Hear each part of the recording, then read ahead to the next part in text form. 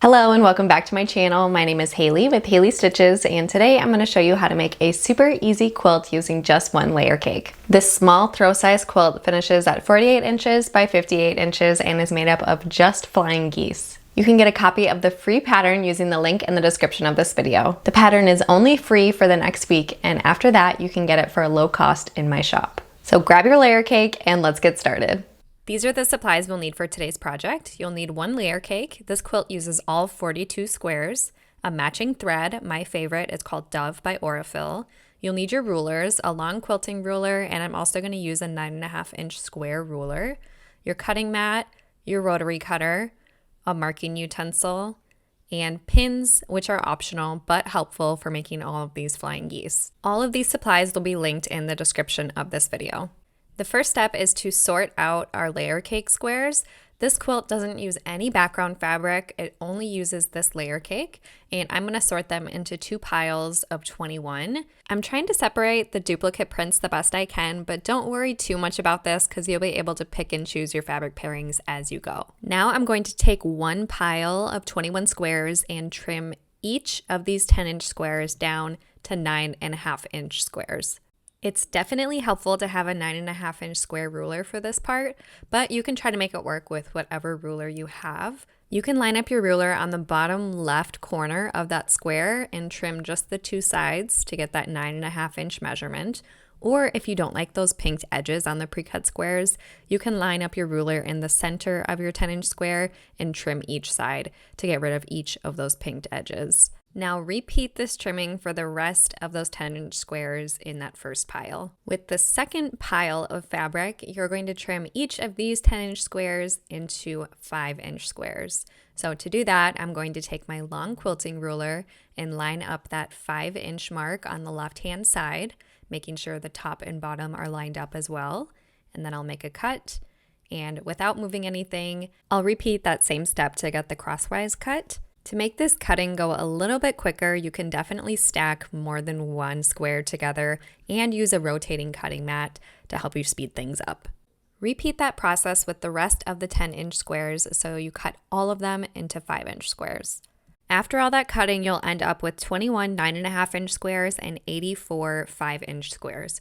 We're going to pair these together in a scrappy way to make all of our flying geese blocks. To help the flying geese assembly go faster, we're going to use the 4 at a time no waste method. So you'll need one larger square and 4 smaller squares. Draw a diagonal line on the wrong side of each square, and to figure out which side is the right side or wrong side, the wrong side is the side that's not as pretty or as pigmented. Choose 2 of those squares to put right sides together with the larger square, and you'll see that the marked line shows up as a diagonal across the entire larger square. You'll sew a 1/4 inch away on both sides of that marked line. Now that the pieces are sewn together, it's time to cut, and you'll cut along that same marked line to get 2 pieces. So each of these pieces you'll assemble the exact same way. The first step is to press, and I'm going to press towards the smaller triangles, but if you want to reduce bulk, you can press open. That's really helpful, especially with so many flying geese in this quilt. Now it's time to add on those remaining 2 5-inch squares. So you'll align it with the bottom corner of the larger triangle, making sure that marked line is going in between the 2 smaller triangles. And you'll repeat that same process for the second pieced block. And you're going to sew a 1/4 inch away on each side of the marked line for both of these blocks. This is what the pieces look like after they've been sewn together. And now it's time to trim. So you'll trim along that marked line just like we did before. And by trimming these in half, you'll end up with 2 flying geese for each pieced block to give us a total of 4 flying geese. And the last step is to press. So you're going to press away from that center block. Again, you can press open if you want to help reduce that bulk, but I am going to be pressing away from the center. This is what the 4 flying geese will look like after you've assembled and cut them. And the last step is to trim. We'll trim each of the sides to get this to be 8.5 inches wide and 4.5 inches tall.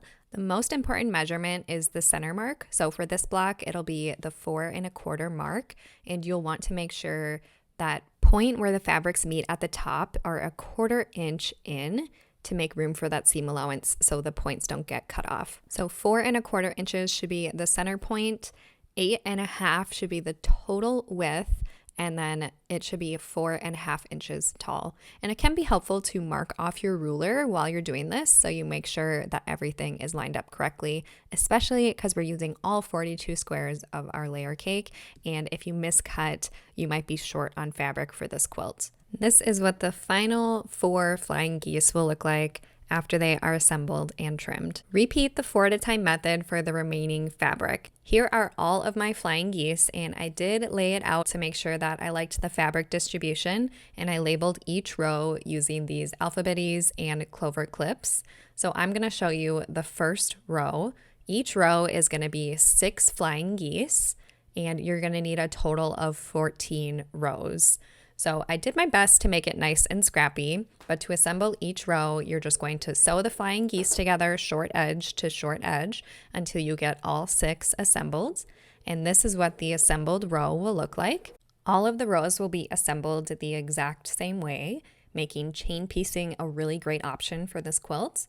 And then the only thing to keep in mind when you're assembling the rows is that you'll want to press each row in opposite directions. So for the first row, I'm going to press it to the right, and the second row to the left, and so on and so on. And this will allow the pieces to nest nicely and to keep all of those points lined up when you're assembling the quilt. And after you sew all of the rows together, you're going to get your final quilt. This throw size quilt measures 48.5 by 56.5 inches. Get the pattern by clicking the link in the description of this video. And if you want to save 20% on your first Mrs. Quilty box, use the code HaleyStitches20 or click the link in the description of this video. I'll see you next time.